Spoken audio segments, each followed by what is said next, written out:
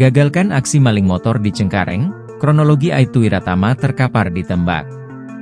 Aibtu Wiratama ditembak saat hendak menggagalkan aksi pencurian motor di rumah warga di Jalan Nangka 1 Kelurahan Cengkareng Barat Kecamatan Cengkareng, Jakarta Barat, Kamis, 14 November 2024. Personel anggota Polres Metro Tangerang Kota itu ditembak pelaku yang melawan saat disergap petugas.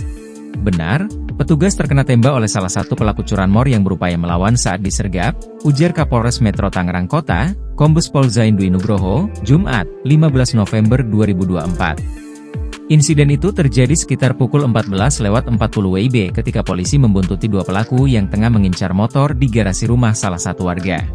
Tak lama kemudian, petugas langsung bergerak untuk menangkap kedua pelaku yang hendak melakukan aksinya. Namun salah satu pelaku tiba-tiba mengeluarkan senjata api dan menembak ke arah petugas. Zain menjelaskan salah satu anggotanya yakni Aibtu Wiratama mengalami luka tembak di bagian paha kiri dan kini tengah menjalani perawatan medis di rumah sakit. Meskipun begitu, satu orang pelaku telah ditangkap di lokasi kejadian sementara pelaku lain yang membawa senpi masih dalam pengejaran.